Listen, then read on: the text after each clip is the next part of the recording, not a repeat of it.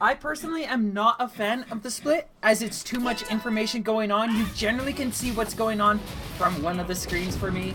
A lot of people do appreciate being able to see how both players are moving, how both players are acting from their point of view though. So we'll stick with this for a little bit, as it's been requested.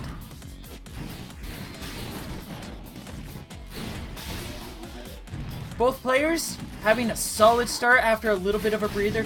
JM able to successfully get a knockdown, which oftentimes requires a lot of patience, a lot of skill, and is able to also have a very healthy and solid lead.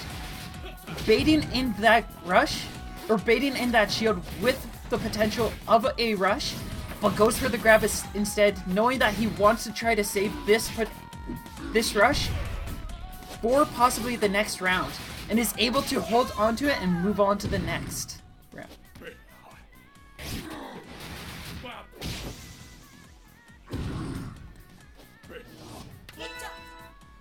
My pleasure, Dink.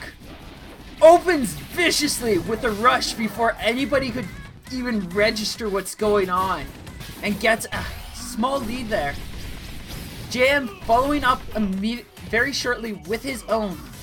JM is going to benefit a little bit from that though, as he did end up taking damage while he didn't have a full charge, so he got to charge up a little bit more quickly just because of that damage. Shards though, applying an intense pressure right here, trying everything to get the comeback going. Get that train that Shards has demonstrated with Rafa, and he clearly plans on getting that going here as well. So Shady, this is the ARMS Colosseum. The simplest way to explain it is that it's like Pokemon, but for ARMS. We have 12 different gyms for each of the main characters, excluding Masango, who was just recently introduced. He will be appearing in a future season of this.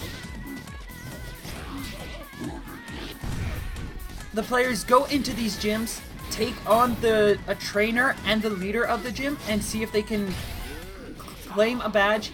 They need about 8 of them to move on to the Elite Four, which we are watching right now.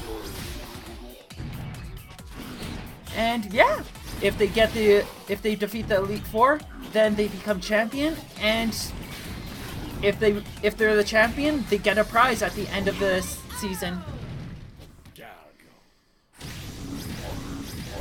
And it seems that Lance has lost, which means JM gets to move on.